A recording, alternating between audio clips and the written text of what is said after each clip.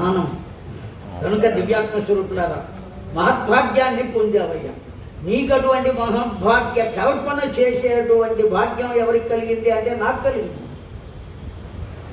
అందుకనే దీని పేరు సార్థకం అండి. బ్రహ్మత్వ భవనం సార్థకమైనటువంటిది. ఎప్పుడు పరబ్రహ్మతత్వం ఇక్కడ ఏమవుతూ ఉంటుంది, ప్రవహిస్తూ ఉంటుంది ఏదో ఒక రకంగా.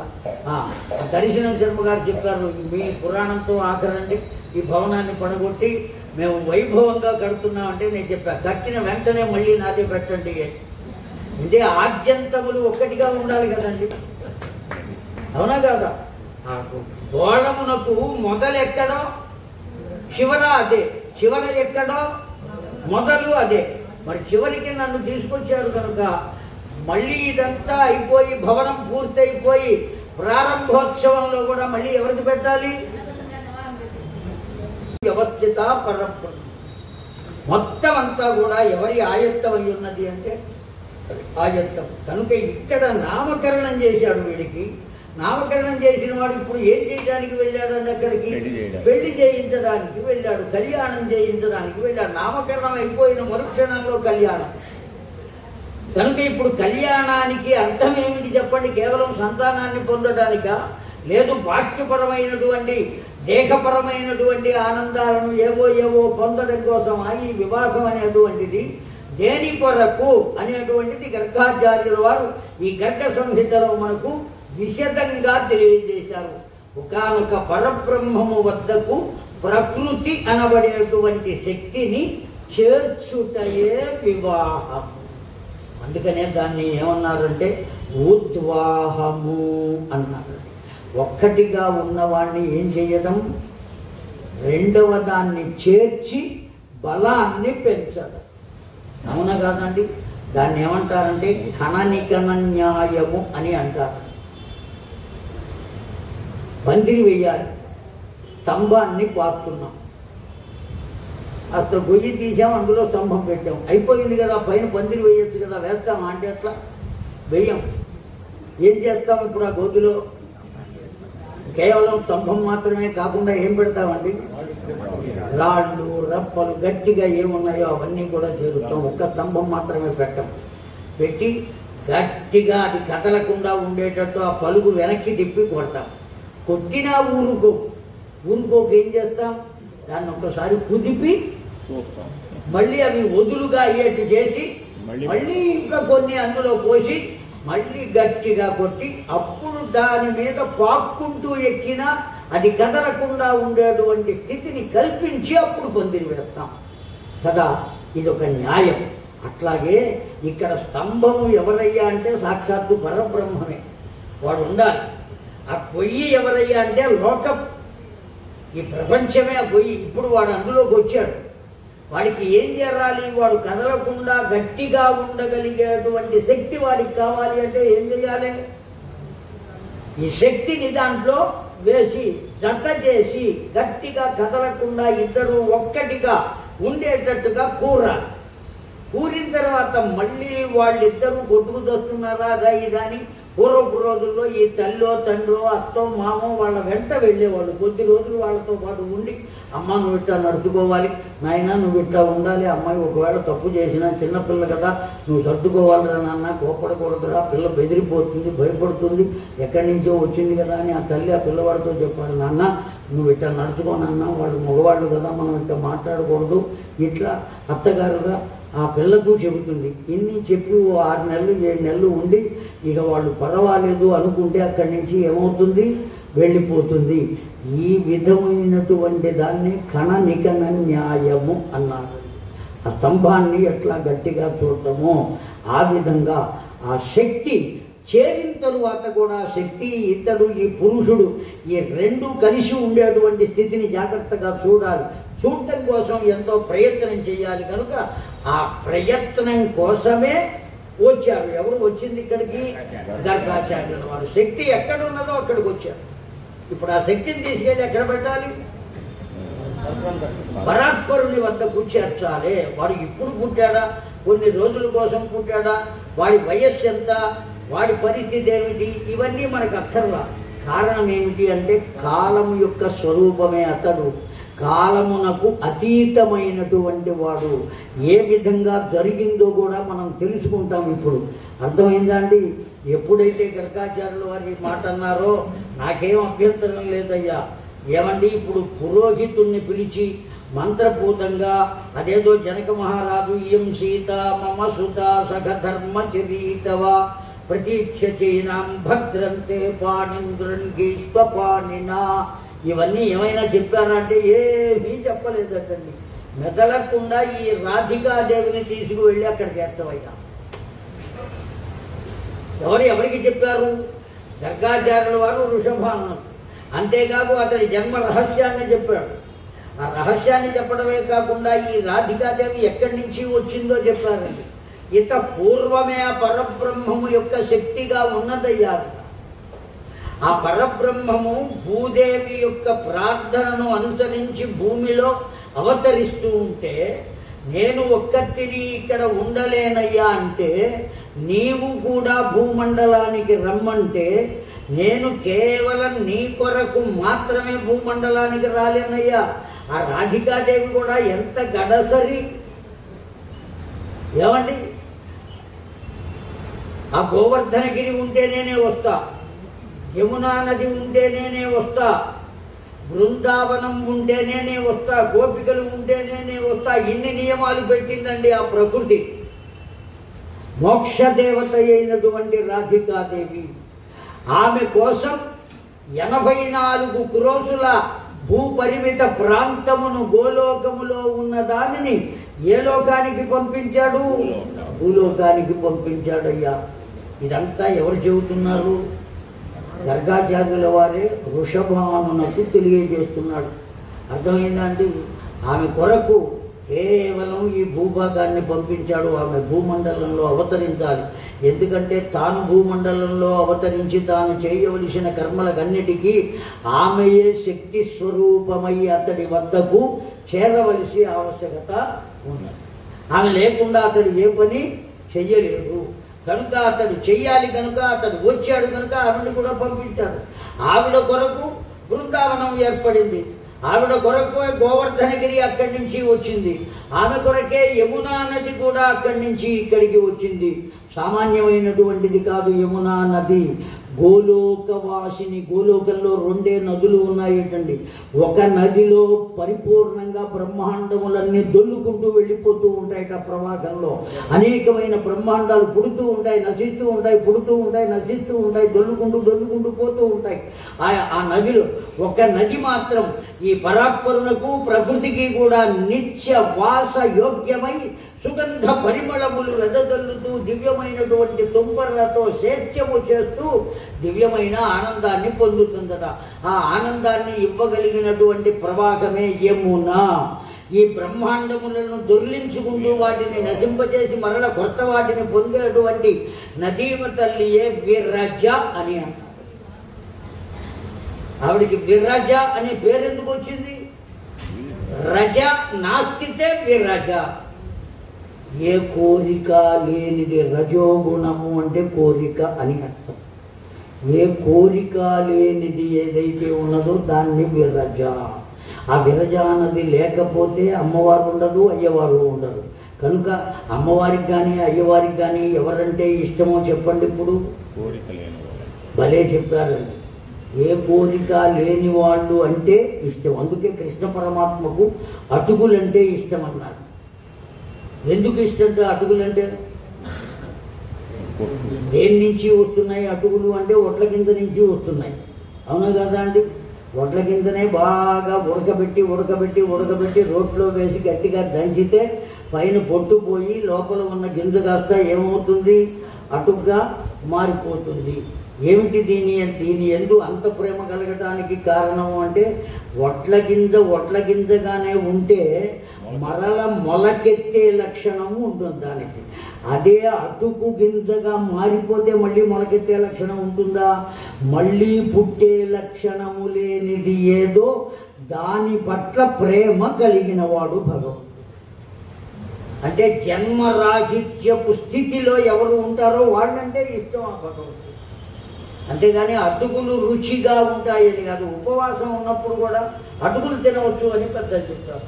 పప్పు పదార్థాలు తినకూడదు కానీ అటుకులు తినవచ్చు. కాకపోతే రుచి కోసం వాటిని పాలల్లో వేసుకునో, పంచదార కలిపో, లేదు మజ్జిగలో వేసుకుని కాస్త ఉప్పు కారం వేసుకునో తింటాను అంటే మాత్రం పనికిరావు. కొత్త అటుకులు మాత్రం భుజించవచ్చు. పచ్చి అటుకులు వాటిని ఏమీ చేయవు. అటుకులు తినమన్నారు కదా అని ఎట్లా పడితే అట్లా వాటిని కూడా చేసుకునే అవకాశం లేదు. మనం వాటిని కొంచెం అవకాశం దొరికితే క్షిద్రేష్వనర్థ బహుళీభవంతి అని సూత్రం. కొంచెం అవకాశం దొరికితే మనం ఊరుకుంటామా, దూరిపోతాం. సామాన్యమైనటువంటి వాళ్ళం కాదు. కనుక దివ్యాత్మ స్వరూపుల భగవంతుడికి ఆ విరజ అంటే ఇష్టం. ఎందుకంటే ఏ విధమైన కోరిక లేనటువంటిది, రజోతత్వం లేనటువంటిది. ఆ తత్వము లేనటువంటిది అంటే భగవంతుడికి ఇష్టం. బ్రహ్మాండాలన్నీ కూడా అందులోనే వస్తున్నాయి, పుడుతున్నాయి, పోతున్నాయి, నశిస్తున్నాయి, మళ్ళీ పుడుతున్నాయి. అర్థమైందండి? సీతశేఖర యోగాత్ తథా యమునా నదీనాం. ఆ దివ్యమైన తుంపరలు వస్తూ ఉంటే వారి విహారం కోసం ఆ యమునా నది తుంపరలు వచ్చి మీద పడుతూ ఉంటే ఎంత ఆనందాన్ని పొందుతాడో ఆ పరమాత్మ. ఆ దివ్యమైన ఆనందాన్ని పొందడానికి ఇవన్నీ ఉంటే కానీ నేను అవతరించను అంటే యమునా నదిని కిందికి పంపించాడు, విరజా నదిని కిందికి పంపించాడు. విరజా నది దగ్గరే ఉన్నాడండి ఆ కృష్ణ పరమాత్మ. సకుటుంబంగా ఉన్నాడు. వెళ్ళారా ఎప్పుడైనా? చూడరా, వెళ్ళి ఉంటారండి. పూరి జగన్నాథం ప్రక్కనే విరజా నది ఉండేది. అవునండి, విరజా నది ఉన్నది. విరజాదేవి గుడి ఉన్నది.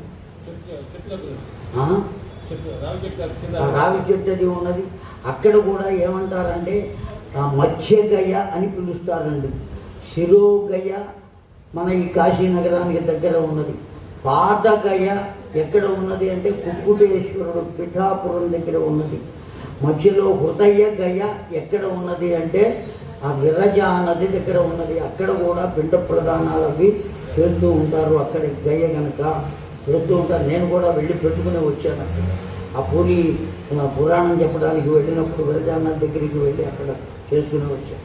కనుక 3 చోట్ల పెడితేనే గయా శ్రాద్ధం పూర్తి అవుతుంది అని శాస్త్రవచనం. ఒక్క గయ్యలో పెడితే కాకుండా 3 చోట్ల. ఎందుకంటే గయాసురుని యొక్క శరీరం ఈ 3 చోట్లను కప్పబడి ఉన్నది. అతని పాదాలు ఎక్కడున్నాయంటే పిఠాపురంలో ఉన్నాయి. నడుము ఎక్కడుందాయి అంటే ఆ పూరి జగన్నాథం దగ్గర ఆ ఊరు దగ్గర ఉన్నది. శిరస్సు ఎక్కడ ఉన్నది అంటే ఈ గయ్య దగ్గర జాజిపూర్.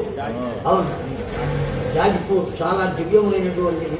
ఆ విరజాదేవి గుడి ఉంటుంది, అమ్మవారి దేవస్థానం అక్కడ చాలా భవ్యంగా ఉంటుంది. కనుక దివ్యాత్మ స్వరూపుల అనేకములైనటువంటి విశేషాలు ఈ భరత భూఖండంలో ఉన్నాయి. అంత దివ్యమైనటువంటి తత్వం.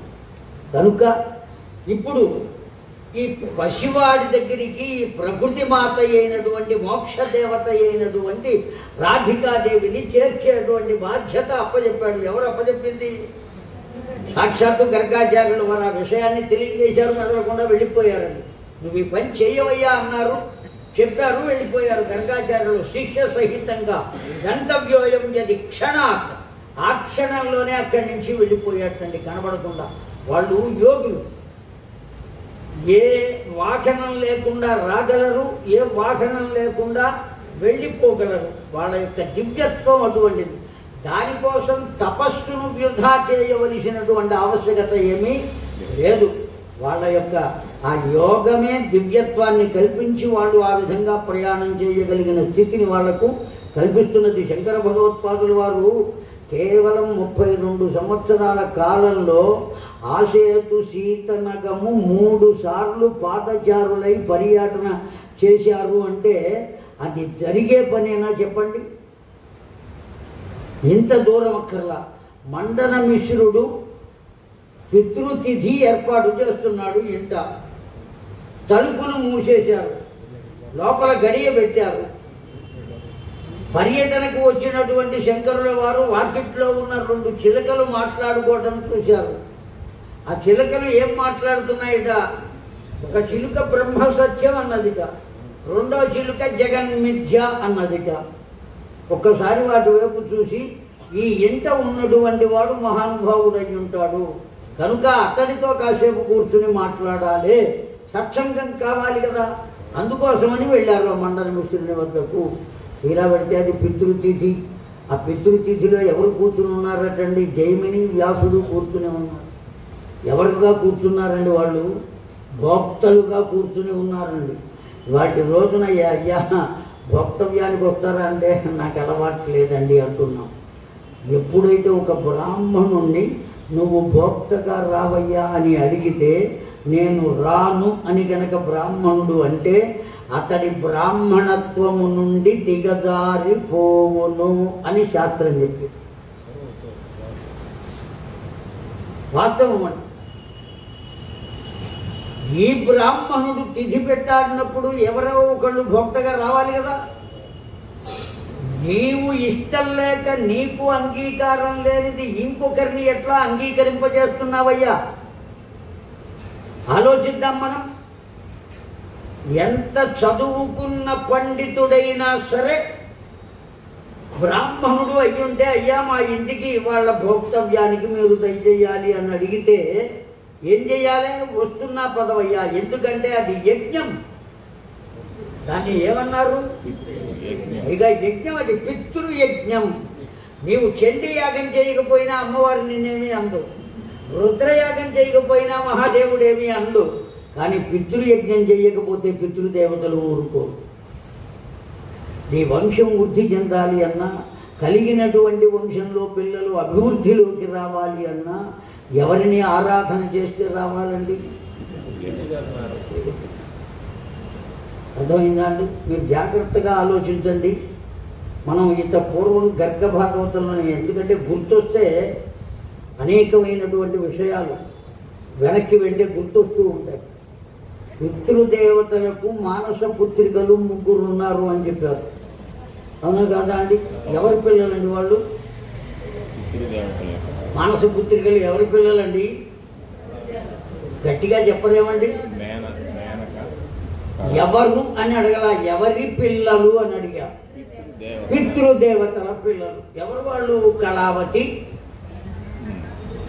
మేనక, ఇంకొకరు ధన్యాస. ధన్యాదేవి కాదు, పితృదేవతల పిల్లలు వాళ్ళు కాదు. కళావతి. కళావతి సుచంద్రుని వివాహం చేసుకుంది. అవునా కాదా అండి?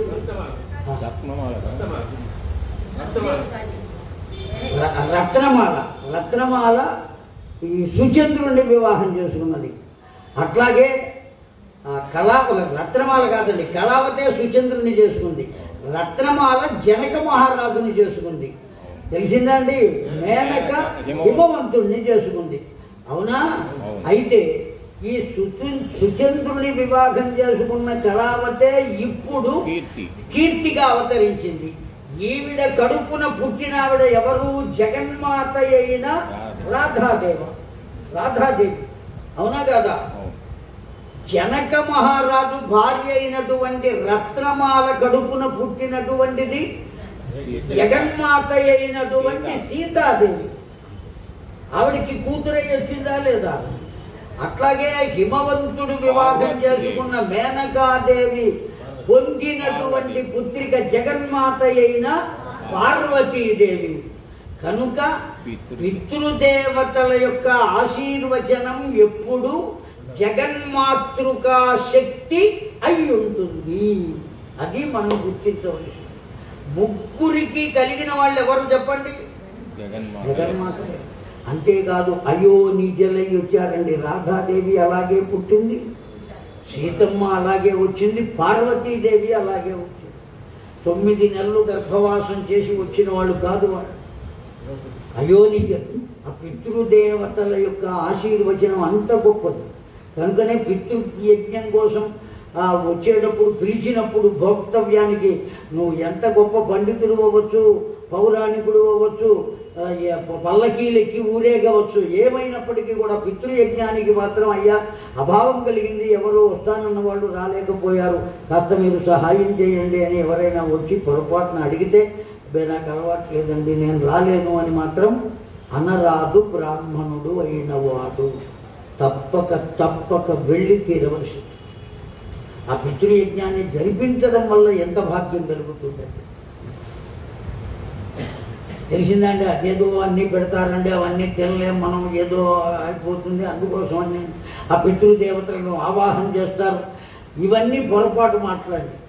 పితృదేవతలను ఆవాహన చేసే మాట నిజం, ఆ పితృదేవతా శక్తి ఆవాహనం అయ్యే మాట నిజం, మంత్రాలకంత శక్తి ఉన్నది. కానీ నువ్వేం చేయాలి? మరుసటి రోజు చక్కగా గంగా స్నానం చేసి సహస్ర గాయత్రి చేయాలి. ఎప్పుడైతే సహస్ర గాయత్రి చేసావో ఆ ఉన్నటువంటిది కాస్త ఏమైపోతుంది? పోతుంది. కళకళలాడుతూ ఉంటావు నీవు. నిత్య సహస్ర గాయత్రి చేసేటువంటి వాడి ముఖ బింబాన్ని ఒక్కసారి దర్శించండి, ఎలా ఉంటుందో. పండిపోయి ఉంటుంది, పరవశించిపోయి కాంతివంతంగా ప్రకాశిస్తూ ఉంటుంది. కనుక దివ్యాత్మ స్వరూపులారా, అంత దివ్యమైనటువంటిది ఆ పితృయజ్ఞం, ఆ పితృమేధం. అనేకమైనటువంటి విశేషాలను ఎక్కడ వర్ణించారంటే, ఇప్పుడు ఈ రాధికాదేవి గురించి కానీ, అలాగే సీతాదేవి గురించి కానీ, అలాగే పార్వతీదేవి గురించి కానీ, వాళ్ళ యొక్క వంశములో అవతరించడాన్ని గురించి హరివంశంలో చాలా గొప్పగా చెప్పారండి. ఎందుకంటే ఆ హరివంశంలో పితృదేవ లోకాలు, ఆ పితృదేవతలు, వాళ్ళ యొక్క స్థితిగతులు, వాళ్ళ యొక్క ఆలోచనలు, వీటన్నిటి గురించి కూడా చెప్పారు. అందుకనే హరివంశ శ్రవణం కనుక చేసినట్లయితే సంతానం లేనటువంటి వారికి సంతానం కలుగుతుంది అని చెప్పబడి ఉన్నది ఫలశ్రుతులు. కనుక లౌకికపరమైనటువంటి దివ్యత్వాలు కూడా వాటి వల్ల మనకు కలుగుతున్నాయి. ఆ పురాణాల వల్ల పారలౌకికమైనటువంటి విషయాలే కాకుండా అంత దివ్యత్వాన్ని పొందేటువంటి అవకాశం ఉన్నది. అందువల్ల ఆ పితృదేవ లోకాలకు చాలా దివ్యమైనటువంటి తత్వం. ఆ వంశం అభివృద్ధి చెందాలి అంటే ఏం చేయాలి? అందుకోసమని ఈ శక్తిని అక్కడికి చేర్చడం కోసం, ఆ ఉన్నటువంటి పరాత్పరుడు కమనీయమైన పరిపూర్ణమైనటువంటి తత్వాన్ని పొందడం కోసం, కల్పించడం కోసం అక్కడికి వచ్చినటువంటి గర్గాచార్యులు వారు ఏం చేశారు అంటే విషయాన్ని చెప్పారు. ఎప్పుడైతే చెప్పారో దానికి నేను సిద్ధపడుతున్నాను అన్నాడు. ఇచ్చి వివాహం చేయడానికి నాకేం అభ్యంతరం లేదు, నేను చేస్తాను అన్నాడు. వెంటనే గర్గాచార్యులు వారు ఒక్క మాట చెప్పారండి, నువ్వు చేయవలసిన పని లేదయ్యా, నువ్వేమి పీటల మీద కూర్చుని చేయవలసింది కాదు, ఇదేమి కళ్యాణమా, ఎవరో ఒక పురుషుడు ఒక స్త్రీ ఇద్దరికీ కలిపి చేసేటువంటి కర్మ కాదు, ఇది సంస్కారము కాదు అని చెప్పారండి. చక్కని మాట, యోగమైనటువంటి మాట, మనం జాగ్రత్తగా వినవలసినటువంటి మాట. సాధారణమైనటువంటి మానవులైతే ఉపనయనము ఎట్లా సంస్కారము, ఉద్వాహము కూడా అలాగే సంస్కారము. కానీ వాస్తవానికి ఇప్పుడు ఇక్కడ జరిగేటువంటిది గర్గాచార్యులు వారు ఏం చెబుతున్నారు అంటే సంస్కారము ఎందువల్ల కాదు, సంస్కారం ఎందువల్ల కాదయ్యా, మనకు చేస్తే సంస్కారం, ఆయనకి చేస్తే సంస్కారం కాదా అని వాదించడానికి కూడా అవకాశం లేదు. సర్వ సంస్కారముల యొక్క రూపమైనటువంటి భగవంతుడికి సంస్కరించవలసినటువంటి ఆవశ్యకత, సామాన్యమైనటువంటి మానవుణ్ణైతే సంస్కరించాలి, కానీ భగవంతుణ్ణి నీవేమి సంస్కరిస్తావయ్యా? కనుక వాడికి శక్తిని సమకూర్చడమే నీవు చేయవలసిన పని. నీవు పొందావు ఆ శక్తిని నీ అదృష్టవశం చేత. సాక్షాత్తు పరాత్పరియే నీ ఇంట కుమార్తెగా అవతరించింది. అమ్మవారి యొక్క అవతారాలు ఎన్ని అని చెప్పుకున్నామండి మనం, మొదటి రోజున చెప్పుకున్నాం. 5 అవతారాలు: గణేశ, జనని, దుర్గా, రాధా, లక్ష్మి, సరస్వతి, గాయత్రి. 5 అవతారాలు దేవీ భాగవతంలో చెప్పుకున్నాం. ఆ రాధాదేవిని గురించినటువంటి దివ్యత్వాన్ని దేవీ భాగవతంలో చెప్పారు. శ్రీమద్ భాగవతంలో చెప్పలేదు, కానీ దేవీ భాగవతంలో చెప్పారు. ఇక్కడ గర్గాచార్యుల అయితే మొదలుపెట్టినప్పటి నుంచి ఆవిడ గురించి చెబుతూనే ఉన్నారు. కనుక ఇప్పుడు ఆ రాధికాదేవి ఎవరయ్యా అంటే సాక్షాత్తు జగన్మాత. ఆ నందగోకులంలో నందరాజు ఇంట పుట్టినటువంటి వాడు ఎవరయ్యా అంటే సాక్షాత్తు అనామకుడై రూపం లేనటువంటి వాడు, ఏ గుణం లేనటువంటి వాడు, అవ్యయమైనటువంటి వాడు, ఒక రూపాన్ని పొంది పరిపూర్ణ తత్వం చేత అవతరించి ఉన్నాడు. కనుక వాడి దగ్గరకు ఈ శక్తి మాతను చేర్చాలి. నువ్వు చేసేది కాదు, ఇది సంస్కారము కాదు, వివాహం కాదు. ఆ శక్తిని ఆ పరాత్పరుడు శక్తుడు ఎవరైతే ఉంటాడో వాడి దగ్గరికి చేర్చాలి. ఎవరు చేస్తారయ్యా వివాహము అంటే బ్రహ్మ చేస్తాడయ్యా. సృష్టికర్త చతుర్ముఖుడు ఎవరైతే ఉన్నారో అతడే ఏం చేయాలో అది చేస్తాడు. నీకు చేసేటువంటి అర్హత లేదు. నీవు పుత్రికగా పొందడమే నీవు పొందినటువంటి అదృష్టం అయ్యా. ఇప్పుడు ఒకవేళ కృష్ణ పరమాత్మ పెరిగి పెద్దవాడైన తర్వాత నీ దగ్గరకు వచ్చి మామ అని పిలుస్తాడే, అప్పుడు నీవు పొందేటువంటి ఆనందమే నీ యొక్క అదృష్టం. అవునా కాదా అండి? ఎవరు పిలుస్తున్నారండి మామగారు అని? ఆ యశోద ఎంత అదృష్టాన్ని పొందింది, అత్తగారు అని పిలుస్తాడు చేర్చినట్లయితే. కనుక నీవు మెదలకుండా ఈ రాధికాదేవిని ఏం చేయాలి? అక్కడికి నందగోకులానికి పంపాలి. అర్థమైందా? పంపితే చాలు, అక్కడ ఏం జరగవలనో అక్కడ జరుగుతుంది. ఒక ఇనప ముక్కను అక్కడ పెట్టి అయస్కాంత ముక్కను అక్కడ పెడితే ఈ ఇనప ముక్క ఏం చేస్తుంది? దాని దగ్గరికి చేరుకుంటుంది. నువ్వు చేయవలసిన పని రెండింటినీ ఒక చోట పెట్టక్కర్లా, ఆ దగ్గరకు చేర్చగలిగితే చాలు. ఏం చేయవలనో వాటికి అవి చూసుకుంటాయి. అదేవిధంగా ఈ రాధికాదేవిని ఏం చేయాలి? వాడి దగ్గరికి చేర్చవలే, అంతే, ఇంకా ఏమీ చెయ్యక్కర్లేదయ్యా అని చెబితే రాధికాదేవిని ఈ వృషభానుడు ఎక్కడికి పంపించాడండి? నందగోకులానికి పంపించారు. ఆవిడ బయలుదేరిందండి. సాక్షాత్తు మోక్షదేవత ఆ తల్లి బయలుదేరిందా. ఒక్కసారి మనం నందగోకులం పెడదాం. గర్గాచార్యుల వారు ఎటు తిరిగితే అటు తిరుగుతున్నారు కదా మనం, అవునా కదా అండి? ఇప్పుడు ఆయన దోవన ఆయన ఇక్కడ చేయవలసిన పని అంతా చేసి చెప్పవలసిన విషయం అంతా చెప్పేసి నగరకుండా శిష్య సహితంగా యోగ మార్గంలో వెళ్ళిపోయారు గర్గాచార్యుల వారు.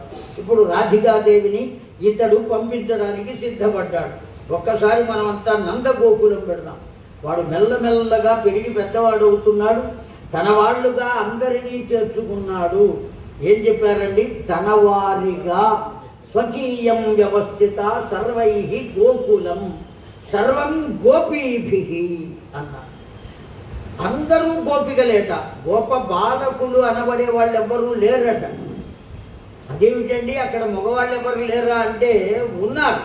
వాళ్ళు కూడా ఎవరితో సమానం? ఎట్లా గోపికలు అయ్యారయ్యా? దానికి నారదుల వారు ఆ బహుళాశ్వునితో చెబుతున్నారండి సమాధానం. గర్గాచార్యుల వారు ఇచ్చినటువంటి వ్యాఖ్యాన రూపంలో ఉన్న సమాధానం చెబుతున్నారు. ఏమని చెబుతున్నారంటే గాహ గావహ గోభి యావత్ తృప్తయా పిబంతి గోపీభి అన్నారు. ఈ లోపల ఉండేటువంటిది మనకు కనపడకుండా జాగ్రత్తగా విందామండి. ఒక్కసారి మనస్సు దగ్గర పెట్టుకుని విందాం. లోపల మనకందరికీ మనస్సు అని ఒకటి ఉన్నది. మన ఏవ మనుష్యానాం కారణం బంధ మోక్షయోహో అని చెబుతున్నది. మనకందరికీ లోపల కనబడకుండా ఏమున్నదండి? ఓ పదార్థం ఉన్నది. దాన్నే మనం ఏమంటాం? మనసు. ఏ కష్టమన్నా నా మనస్సు పిండేసినట్టున్నదండి, నా మనస్సు ఘోషిస్తున్నదండి. ఎదురు ఒకసారి చూపించదు, ఎట్లా ఉందో చూస్తామంటే ఎవరు ఏది చేయలేదు. చూపించగలుగుతామా అండి? చూపించలేదు. కానీ మనస్సు మాత్రం ఉన్నది అని చెబుతాం. అయితే ఆ మనస్సు చుట్టూత 10 తిరుగుతూ ఉంటాయట. ఈ 10 కాకుండా ఇంకో 6 తిరుగుతూ ఉంటాయట. ఈ 6 కాకుండా ఇంకో 4 తిరుగుతూ ఉంటాయట. అరిషడ్వర్గములు అంటారు వాటిని. ఈ 10ంటిని ఇంద్రియ సముచ్చయము అంటారు. ఈ 4ంటిని అంతఃకరణ చతుష్టయము అని పిలుస్తారు వేదాంతులంతా. ఈ మొత్తం అన్నీ కలిసి దేని చుట్టూ తిరుగుతూ ఉంటాయి? ఆ మనస్సు చుట్టూ తిరుగుతూ ఉంటాయి. అర్థమైందండి? వీటినన్నిటినీ కూడా మనస్సు చుట్టూ కాకుండా ఆ మనస్సుని భగవన్మయముగా మార్చి భగవంతుని చుట్టూ వీటినన్నిటినీ తిప్పుతూ ఉంటే అవి వాటి యొక్క సొంత శక్తిని పోగొట్టుకుని ద్రవిస్తాయటండి. ఏమవుతాయట? ద్రవిస్తాయి, నీరుగా మారిపోతాయట. ఆ నీరుగా మారిపోయి భక్త స్థితిని పొందిన ఆ జలమును పిబంతి తాగేవారు ఎవరైతే ఉన్నారో వాళ్లను గోపికలు అన్నారు. కనుక గోపికలు ఎవరో ఇప్పుడు జాగ్రత్తగా మళ్ళీ విందాం, మనం శ్రద్ధగా విందాం. ఎవరైనా అడిగితే ఎవరు గోపికలు అంటే మీరు కూడా చెప్పగలగాలి. అది నా తపన. ఉన్నది మనస్సు. ఆ మనస్సు చుట్టూ ఏమున్నాయని చెప్పుకున్నాను? 20 పదార్థాలు ఉన్నాయి. ఏమిటా 20 పదార్థాలు? ఇంద్రియములు, అరిషడ్వర్గములు, అంతఃకరణ చతుష్టయం. కర్మేంద్రియములు 5, జ్ఞానేంద్రియములు 5, 10. అరిషడ్వర్గము కామ, క్రోధ, లోభ, మోహ, మత, మాత్సర్యం 6. మనో, బుద్ధి, చిత్త, అహంకారం 4 అంతఃకరణ చతుష్టయం. ఇవన్నీ దేని చుట్టూ తిరుగుతున్నాయి? ఈ మనస్సు చుట్టూ తిరుగుతున్నాయి. మనం ఏం చేయాలంటే వాటికి అన్నిటికీ భగవన్నామాన్ని అలవాటు చేయాలి. ఈ మొత్తం 20 వాటికి మనం దేన్ని అలవాటు చేయాలి? ఇంట్లో పుట్టిన పసిపిల్లలు ఉన్నారండి. ఆ పసిపిల్లలకి చిన్నతనం నుంచి ఒరే భజన చేయండి రా, రామనామం చేయండి రా, రే ఇవాళ ఏకాహం పెడదాం, ఇవాళ పొద్దున్న నుంచి రేపు పొద్దున్న దాకా రామనామం చేయాలి. లేదు పక్క బజార్లో ఓ దేవాలయం ఉన్నది, ఆ దేవాలయంలో పురాణం జరుగుతోంది, మనం అక్కడికి వెళ్తాం రా. ఇట్లా పిల్లలకు అలవాటు చేసి పసితనం నుంచి వాటిని ఆ భగవంతుని వైపుకు మరలిస్తే వాళ్ళు కూడా ఏ స్థితికి చేరుకుంటారు? కొంచెం పెద్ద అయ్యేటప్పటికీ పరిపూర్ణమైనటువంటి భగవతత్వాన్ని పొందాలి అనే ఆలోచనకు వస్తారా? రారా? అలాగే నీ దగ్గర ఉన్న ఇంద్రియములను, అరిషడ్వర్గములను, అంతఃకరణ చతుష్టయమును ఎవరికి అలవాటు చేయాలి అని చెప్పారు? భగవంతునికి అలవాటు చేయాలి. చెయ్యగా చెయ్యగా చెయ్యగా చెయ్యగా ఈ 10 ఇంద్రియాలు, 6 అరిషడ్వర్గములు, 4 చతుష్టయములు, అంతఃకరణములు ఇవన్నీ కూడా ఏమైపోయినాయిట? ద్రవీభవించినాయట. ఆ భగవన్నామం అలవాటయ్యి ఏమైపోయినాయండి? రసంగా మారిపోయినాయి. ఘన పదార్థాలు కాస్త రసంగా మారిపోయినాయి. వాటికి మనం పేరు పెట్టాం. ఏమిటది అంటే భక్తి రసము అని పేరు పెట్టాం. ఆ రసాన్ని పిబంతి తాగేటువంటి వారు ఎవరైతే ఉంటారో వాళ్లను గోపికలు అన్నారు. ఇప్పుడు ఏమర్థమయ్యింది అంటే నీ లోపల ఉన్న మనస్సు కానీ, నీలో ఉన్న ఇంద్రియములు కానీ, నీ వద్దనే ఉన్న అరిషడ్వర్గములు కానీ, నీ వద్దనే ఉన్న అంతఃకరణ చతుష్టయము కానీ ఇవన్నీ భగవదర్పితము ఎప్పుడు అవుతున్నాయో ఆ అర్పింపబడిన జీవుడే గోపిక అని చెప్పారు. తెలిసిందా అండి? కనుక గోపిక అంటే ఎవరో ఇప్పుడు అర్థమైంది కదా. ఎవరు పడితే వాళ్ళు గోపికలు కదా. అసలు ఆ గోపికల యొక్క పేర్లేమో ఎవరికి తెలుసు? ఏ భాగవతంలో ఉన్న గోపిక పేరు చెప్పారా అండి? చెప్పాల. ఈవిడ కూడా జగన్మాత కనుక రాధిక అని పేరు పెట్టారు అంతే తప్ప అసలు ఈవిడ ఎవరన్నారు? ఆది గోపిక అని పిలిచారండి. ఆ రాధికాదేవికే ఇంకో పేరు ఉన్నది. ఏమిటా పేరంటే ఆది గోపిక. ఈ గోపికలకందరికీ మొట్టమొదటి గోపిక ఆవిడేట. ఆది గోపిక. వీళ్ళందరికీ పాఠాలు నేర్పింది ఆవిడే. వాళ్ళకే కాదు, అనుసరిస్తే మనకు కూడా పాఠాలు నేర్పేది ఎవరు? ఆ తల్లి. కనుక ఆ గోపీ తత్వం ఎక్కడికి చేరుకోవాలి? భగవంతుడు ఎక్కడ ఉంటే అక్కడికి చేరుకోవాలి. అందుకనే బయలుదేరి ఆవిడ. ఇప్పుడు ఒక్కసారి మన నందగోకులంలో వాళ్ళనందరినీ తన వాళ్ళుగా మార్చుకోవడానికి అనేకములైన లీలలు చూపిస్తున్నాడు. వాడి కోసం కొంతమంది బృందాన్ని ఏర్పాటు చేస్తున్నాడు. నేను చెప్పాను కదండి, ఎంతమంది బృందం? 14 మంది బృందం. ఈ 14 మంది బృందంలో ఒకటి మర్కటం. ఈ మిగిలినవన్నీ 13. ఆ 13 భగవంతుడిని ప్రక్కకు తీస్తే మిగిలినవన్నీ 12. ఆ 12,000 శ్లోకాలు ఈ గర్గ భాగవతంలో అన్నారు. ఆ 12 స్కంధములు శ్రీమద్భాగవతంలో అని చెప్పారు. కనుక వాటిని అన్నిటిని వెంటబెట్టుకు తిరుగుతున్నాడు వీడు. ఎవరు తిరుగుతున్నది? ఎవరిని వెంటబెట్టుకు తిరుగుతున్నట్టు అండి? ఆ గ్రంథంలో ఎన్ని స్కంధాలు ఉన్నాయి? మీరే చెబుతారు ఇప్పుడు సమాధానం. గ్రంథంలో ఎన్ని స్కంధములు కలవు? 12 స్కంధాలు ఉన్నాయి. ఆ గ్రంథము యొక్క రూపం ఎవరు? పరమాత్మయే. కనుక స్కంధాలు ఎక్కడున్నాయి? పరమాత్మలోనే ఉన్నాయి. కనుకనే ఈ 12 మందిని వాడు వెంట పెట్టుకుని తిరుగుతున్నాడు అని చూపించారు ఆ బృందాన్ని గాథలు. కనుక వాడు వెంట పెట్టుకు తిరుగుతున్నది వేదాంత తత్వములనే కాని రూపములను కాదు. ఆ దివ్యమైన వేదాంత తత్వాలను వెంటబెట్టుకు తిరుగుతున్నాడు. అనేక మంది గోపికల ఇళ్లకు వెళ్ళాడు. ఆ గోపికలలో ఓ గోపిక ఉన్నదటండి, ఆవిడ పేరు సదాచారు. అర్థమైందా అండి? ఆవిడ ఒక రోజున వచ్చిందట, చాలాసార్లు వీడి వల్ల ఎన్నో బాధలు పడిందట. పోతన గారు చెప్పాడు శ్రీమద్ భాగవతాన్ని వ్యాఖ్యానం చేస్తూ. అర్థమైందా అండి? ఏమని చెప్పాడు ఆయన? ఓయమ్మ మీతనయుడు మా ఇండ్లను పాలు పెరుగు మన నీడమ్మ, ఎటకైనను పోయి బ్రతికెదమమ్మ మాయన్నల సురభులాన. మేము ప్రమాణం చేసి చెబుతున్నాం, మా ఇంట్లో పాలు పెరుగు బతకనివ్వట్లేదు, మొత్తం తిరిగిపోతున్నాడమ్మ. ఆ యశోదమ్మ చెప్పిందట, మాకే కోట్ల కొలది గోవులు ఉన్నాయి. ఆవిడ చెప్పిందట, సించతి మమ గృహం దుగ్ధ దధియోగ్యత అన్నదిట. మా ఇల్లంతా కూడా పాలు పెరుగుతో తడిసిపోయింది. అసలు మా ఇల్లు నీళ్లతో తుడుచుకోము, పాలతో తుడుచుకుంటాం.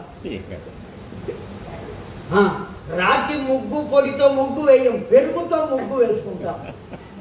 పేడతో గొబ్బిమ్మలు పెట్టం, వెన్న ముద్దలు పెడతాం. ముగ్గులో ఎవరి మాట్లాడుతున్నది? యశోదమ్మ చెబుతున్నది. మా ఇంట్లోనే ఇంత పాడి ఉంటే నీ ఇంటికి వచ్చి నా కుమారుడికి తినవలసిన పనే ఉందమ్మా.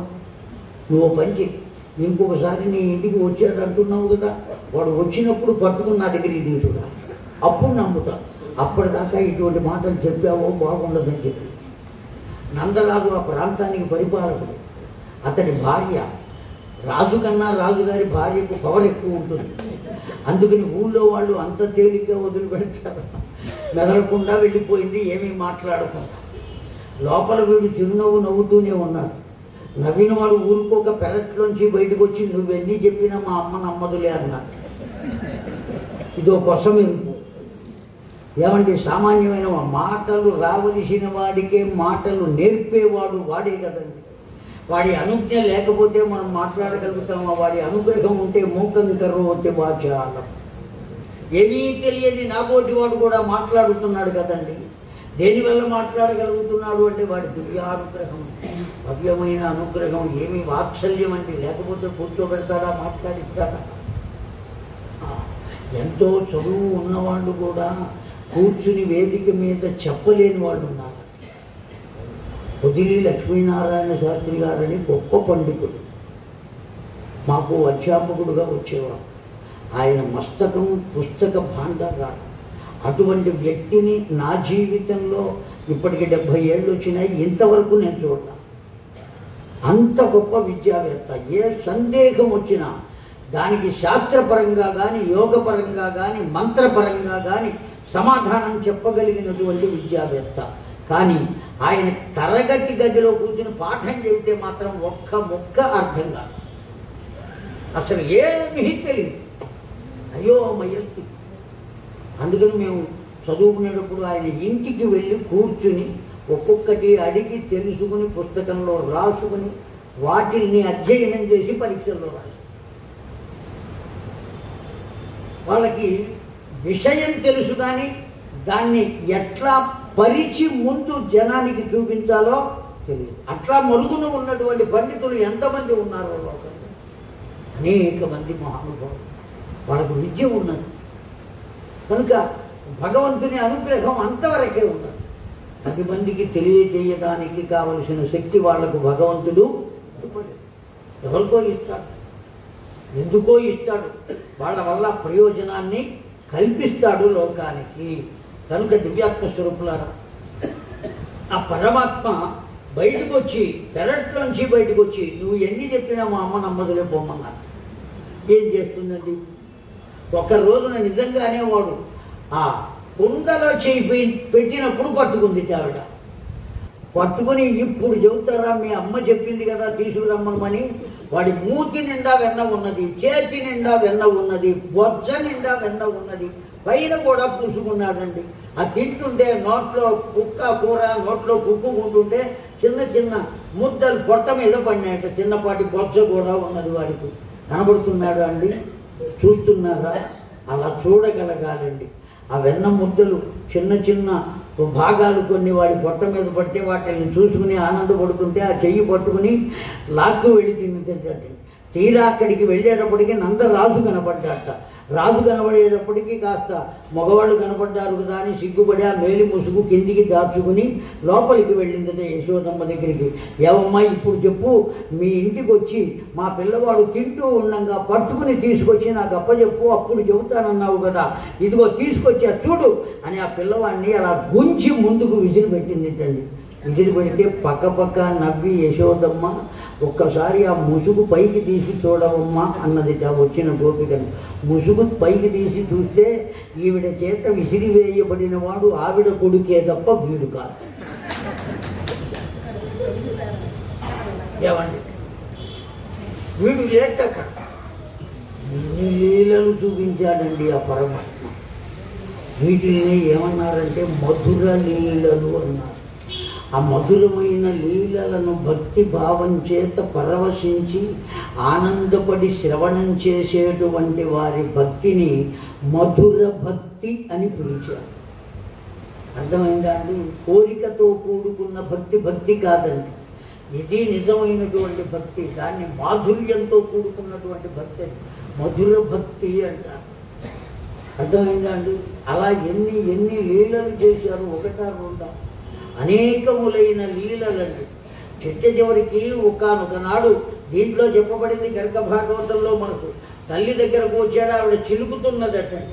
ఆ చిలుకుతుంటే గాజులు ఎక్కడి నుంచి ఉన్నాయట, ఇక్కడి నుంచి ఇక్కడి దాకా ఉన్నాయట. ఆ గాజు అనే పదార్థాలతో చేయబడిన వస్తువు సర్వసాధారణంగా ఆడపిల్ల అంటూ పుట్టేటప్పటికీ ఆడపిల్లకు పుట్టిన వెంటనే 11వ రోజున ఏం వేస్తారు? ముఖ్యంగా గాజులు వేస్తారు చేతికి.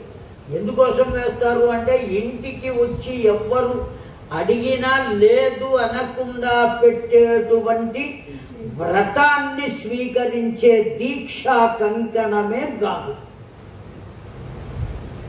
అర్థమైందా కాలేదా అండి?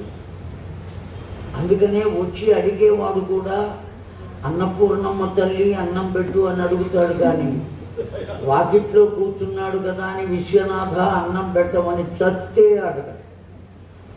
అడుగుతాడా అండి?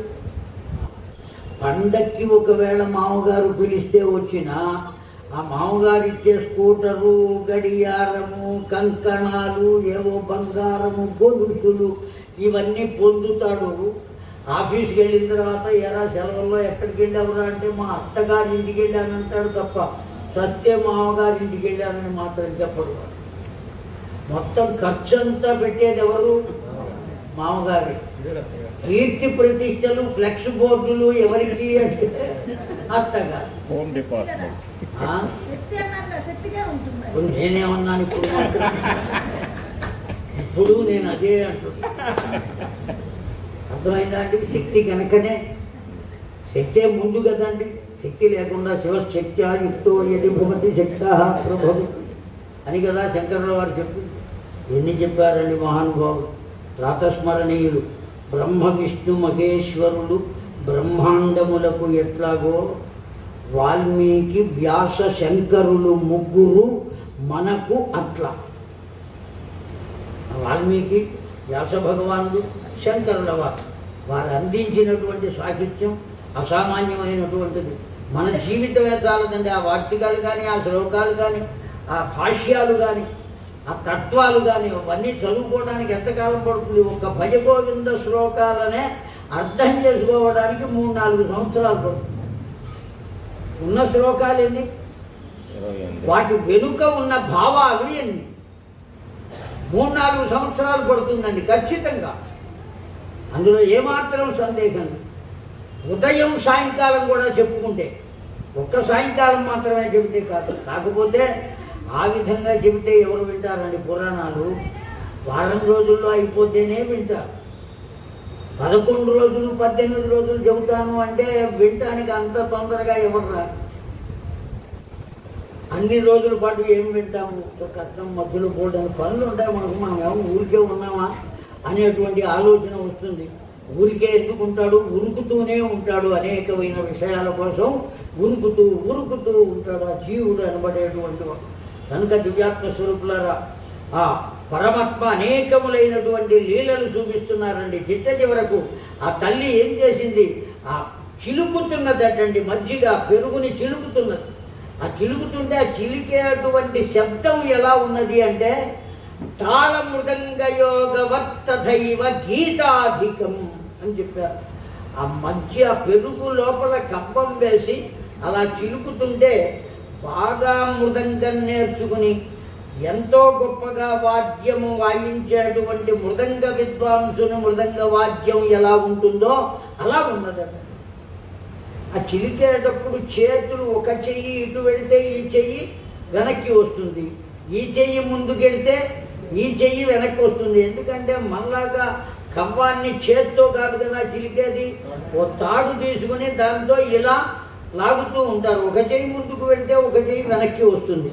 ఆ చేతులు కరముల యొక్క సంచాలనము చేత ఆ చేతులకు ఉన్నటువంటి గాజుల కదలిక వల్ల ఆ గాజుల నుండి వచ్చే శబ్దము గొప్ప సంగీత విద్వాంసుడు గానం చేస్తుంటే ఎలా ఉన్నదో అలా ఉన్నదండి గర్గాచార్యుల వారి భాష. కనుక అక్కడ ఏం జరుగుతుందండి, సంగీత సభ జరుగుతుంది. ఆ వచ్చేటువంటి ఆ సంగీత సభలో ఓ పక్కన మృదంగం వాయిస్తున్నారు, ఓ పక్కన దానికి ఆ తాళానికి అనుకూలంగా గానం జరుగుతుంది చేతుల గాజుల వల్ల. ఈ కలిగే ఆనందాన్ని పొందడానికి వచ్చిన వాడెప్పుడయ్యా అంటే ఆ చిన్న రూపంలో ఉన్న నల్లగా ఉన్న కృష్ణుడు అని పేరు పెట్టుకున్న ఆ పసివాడు అక్కడికి వచ్చాట. వచ్చి ఆ ఆనందాన్ని అడుగుతున్నట్ట.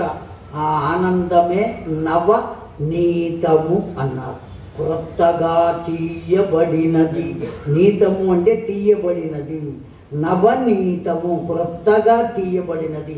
దేని నుంచి తీయబడింది, దధిమంధనం యా, దధి ఆ పెరుగును చిలకటం చేత వచ్చేటువంటిది. అర్థమైందంటే కొత్తగా తీయబడినటువంటి ఆ నవనీతం ఏదైతే ఉందో ఆనంద స్వరూపం అది. అందుకే అంత మెత్తగా, అంత మృదువుగా, అంత రుచిగా, అంత బలముగా. అవునా కాదా? పైగా వాడికి నవనీతం కన్నా నెయ్యి అంటే ఇంకా చాలా ఇష్టం కదా. కారణం ఏమిటో తెలుసునా అండి? ఎందుకు ఇష్టం నెయ్యి అంటే అంత వాడికి? నవనీతం కన్నా కూడా నెయ్యి ఇష్టం అన్నారు ఆ కృష్ణ పరమాత్మకు. కారణం ఏమంటే పాలు 2 రోజులు ఉంటే చెడిపోతాయి, కనుక వాటికి కూడా నశించే లక్షణం ఉంది. పెరుగు ఓ 4 రోజులు ఉంటే చెడిపోతుంది, బూజు పడుతుంది, దానికి నశించే లక్షణం ఉన్నది. దాని నుంచి తీసిన వెన్న ఓ 10 రోజులు ఉంచితే అది వాసన వస్తుంది, దానికి నశించే లక్షణం ఉన్నది. కానీ దాన్ని కాచి నేతిగా మారిస్తే ఆ నెయ్యికి చెడిపోయే లక్షణం లేదు, ఏం మార్పు చెందే లక్షణం లేదు. కనుక అటువంటి లక్షణము లేని పదార్థము ఏదో అది భగవంతునకు ఇష్టం, కనుక నెయ్యి చాలా ఇష్టం, అంత గొప్పది. అందుకని మనకు కూడా దాన్ని స్వీకరించడం చేత బలవర్ధకమైనటువంటి స్థితి కలుగుతుంది. ఘృతం బుద్ధేన వృద్ధయత అని వైద్య శాస్త్రం చెబుతున్నదండి. నెయ్యి ఎంత ఎక్కువగా తింటే అంతగా జ్ఞాపక శక్తి పెరుగుతుందంట. వాటి రోజున మనకు అందరికీ మరుపు అనబడేటువంటి వ్యాధి కలగడానికి కారణం ఏమంటే నెయ్యి పోసుకోకపోవడం, వేసుకోకపోవడం కాదు. నెయ్యి ఏం చేయాలంట, పోసుకోవాలి, వేసుకోరా. అయితే ఒక్కటి, స్వచ్ఛమైన నెయ్యి దొరికితే పోసుకున్నా ఇబ్బంది లేదు. అర్థమైంది అంటే దానివల్ల ప్రయోజనం కలుగుతుంది. అది ఎటువంటి నెయ్యో మనకేం తెలుస్తుంది. అందున ఇప్పుడు మనం ఎంత త్వరగా ఉన్నామంటే కలి ప్రభావం చేత పచ్చిపాల నుండే వెన్నను బయటికి తీస్తున్నాం. అనేక సాంకేతికమైనటువంటి విధానాలు, అది చెడిపోయే అవకాశం ఉన్నది. 9 నెలలు ఉండి జాగ్రత్తగా తల్లి గర్భం నుంచి వాడు బయటపడితే ఆరోగ్యకరంగా ఉంటాడు. తొందరపడి 8వ నెలలోనే పుడతాను అంటే వాడు అనారోగ్యంతోనే ఉంటాడు తప్ప ఆరోగ్యకరంగా ఉండేటువంటి అవకాశం లేదు, ఉన్నా బ్రతికేటువంటి అవకాశం లేదు అని శాస్త్రం చెబుతుంది. వైద్య శాస్త్రం కూడా చెప్పిన మాట. కనుక ఏ విధంగా మనం పొందాలో ఆ విధంగా ధర్మాన్ని అనుసరించి పొందాలి. ఏ వస్తువు పరమాత్మ అందరి ఇళ్లకు చేరుతున్నాడు. అనేక రకాలైనటువంటి ఓ కోడలు పడుకుని ఉండే ఆవిడ మూతికి పెరుగు మొత్తం పూసి బయటకు వచ్చేట. ఓ పిల్ల పడుకుని ఉంటే ఆ పిల్ల యొక్క జడ భాగం మొత్తం అంతా కిందికి వేళ్లాడుతుంది, మంచం మీద పడుకుని ఉంది. గర్గాచార్యులు వారు ఎంత రమ్యంగా వర్ణించారు అంటే ఉచ్ఛాయా వ్యవస్థిత వేడి సంకులవంతి అన్నారు. సంకులవంతి అని చెప్పారండి. ఒక్క మాటలో కథ మొత్తం తేల్చేశాడు ఆయన. ఆ పిల్ల పడుకుని ఉంది మంచం మీద, ఆ మంచం మీద నుంచి జడ కిందికి వేళ్లాడుతోంది, విరబోసుకుని ఉన్నదట ఆ జడ. ఆ వేళ్లాడుతున్నటువంటి ఆ కేశములకు బయట ఉన్న ఒక దూడను తీసుకొచ్చి దాని తోకకు ఈవిడ జుట్టుకు ముడివేసి ఓ కర్రపుల్ల తీసుకుని అంటూ వెళ్ళాడుతుంది. అది పరుగు పెట్టింది ఆ దూడ. ఎప్పుడైతే పరుగు పెట్టిందో అమ్మాయి జడ లాక్కుంటూ వెళ్ళిపోయింది. కుయ్యో మొర్రో అని ఏడుస్తోంది. ఎందుకు ఈ పని చేశాడయ్యా అంటే మనము చేసినటువంటి పాప కర్మల ఫలములన్నీ కేశములను అంటిపెట్టుకుని ఉండును. అందుకనే వాటిని వదలకుండా ఎప్పటికప్పుడు బంధించవలే. ఏం చేయాలండి? వదిలిపెట్టకూడదు. వేస్తే జడవై లేదా ముడివి, అంతేగాని వదిలి మాత్రం ఉంచకూడదు. ఇవాళ ఎవ్వరు చూసినా ఆ వయస్సులో ఉన్నటువంటి పిల్లలందరూ విరబోసుకుని ఉండేవాళ్ళే తప్ప జడ వేసుకునేవాళ్ళు ఒక్కళ్ళు. పెద్ద అయిన తర్వాత ముడి వేసుకునే వాళ్ళు కూడా కనపడతారు. అసలు అన్ని భారతదేశంలో మొత్తం మారిపోయినాయండి. కట్టు బొట్టు అన్ని భాష మొత్తం మారిపోయింది. భారతదేశం విదేశాలుగా, విదేశాలు భారతీయతతో నిండిపోయినాయి అని చెప్పడానికి ఇంకా ఎక్కువ కాలం. ఒక 5-6 ప్యాంట్లు ఉంటే చాలు, ఇంట్లో ఉన్న వాళ్ళు అందరూ వాడుకోవచ్చు హాయిగా. కొంతకాలం పోయిన తర్వాత చీరలు అమ్మేటువంటి పరిస్థితి దుకాణాల్లో ఉండదు. అటువంటి స్థితి వస్తున్నది. చాలా అదృష్టం. అలా కట్టుకుని వాళ్ళు ఆ తల్లులు వెళుతూ ఉంటే ఆ కాశపోసి ఆ పాదాలకు పట్టీలు, గొళ్ళెపు గొలుసులు, కడియాలు పెట్టుకుని, ఆ ముక్కుకు బేసలు పెట్టుకుని, ఆ 2 ముక్కులకు ముక్కు పుడకలు ఉండి, ముఖము నిండా పసుపు అలదుకుని, పాదముల నిండా పసుపు అలదుకుని, చక్కగా కళ్యాణపు బొట్టు ధరించి వాళ్ళు వెళుతూ ఉంటే స్త్రీలు ఎలా కనపడతారండి? సాక్షాత్తు పార్వతీదేవి భూమండలంలో సంచరిస్తున్నట్టుగా కనపడుతుంది. ఆ కాశపోసి చీరకట్టుడు అలా వెళుతూ ఉంటే ఎంతటి దుర్మార్గుడు కూడా 2 చేతులు ఎత్తి ఏం చేస్తాడండి? నమస్కరి. అటువంటి ఆలోచన కలుగు. కనుక దివ్యాత్మ స్వరూపులారా, తల్లులారా,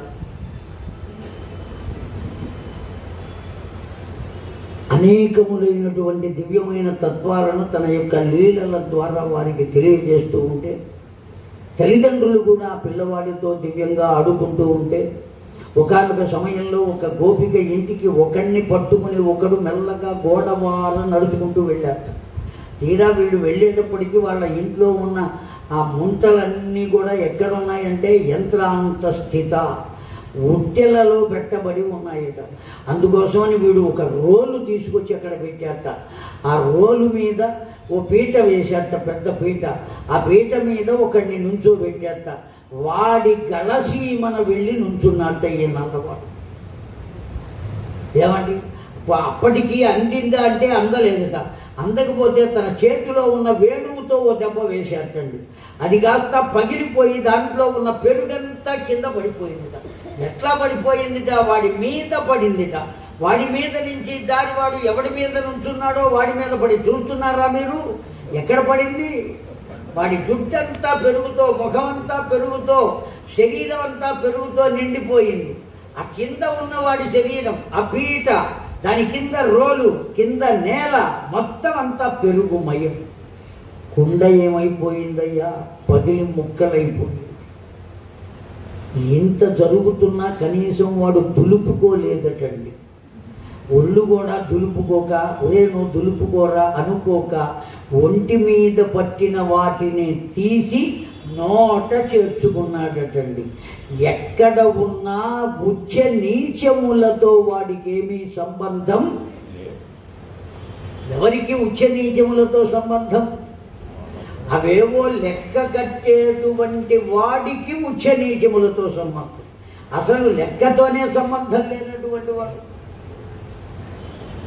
ఆ కింద నిలబడిన వాడి భుజం మీద ఉన్న పెరుగు కూడా వంగి చేత్తో తీసుకుని నోట్లో పెట్టుకున్నట్టు వీడు. ఇంత రుచిగా ఉందిరా. దాని కింద పాలున్న ఈ కుండ అందింది వాడికి. ఎందుకంటే ఓ కుండ పగిలింది కదా, ఆ రెండో కుండ అందింది, చేత్తో వంచాడు. 2 చేతులు పెట్టి పాలు మొత్తం తాగేశాడండి. ఆ కింద ఉన్నవాడు అడుగుతున్నట్టు, ఒరే మొత్తం నువ్వే తాగుతున్నావు, మాకు లేదా? అరే పాలురా, మెల్లగా ఇస్తా, తాగిన తర్వాత కుండ మాత్రం మిగల్చమాకండే అని చెప్పి ఆ కుండను మెల్లగా కిందికి అందిస్తే తలో కాస్త దైవ తీర్థైవ సంభావ్యతే అన్నాడండి. భగవంతుడే తన చేతులతో తాను తీర్థమును అందిస్తే ఎంత రమ్యముగా ఉంటుందో ఆ పాలు ఆ విధంగా గోపబాలకులు తీసుకున్నారయ్యా. వాళ్ళ అదృష్టం ఏమని చెప్పాలి అని నారదుడు బహుళాసునితో చెబుతుంటే బహుళాసుడు తడిసిపోయాడండి. కళ్ళ వెంట నీళ్ళు వచ్చినాయి. ఆ గోపబాలకుల అదృష్టం ఏమయ్యా, అక్కడే ఎందుకు అవతరించాడయ్యా? వెంటనే నారదుడు అన్నట్ట, కేవలం గోపబాలకులే అదృష్టవంతులు కాదయ్యా, నేను అదృష్టవంతుడనే, నీవు అదృష్టవంతుడవే. ఆ దృశ్యములనన్నిటినీ మనస్సుతో చూస్తూ కర్ణములతో శ్రవణం చేస్తున్నాం కనుక మనం అదృష్టవంతులం. నీకు శ్రవణం చేయిస్తున్నాను కనుక నేను అదృష్టవంతునేనయ్యా. భగవంతుని చరిత్రలు కాక ఇంకేమి ఉంటాయ్యా? ఇంకా ఇంకా వినాలని ఉన్నదయ్యా. సాయంకాలం 5 గంటలకు మళ్ళీ కలుసుకుందామయ్యా అన్నారు.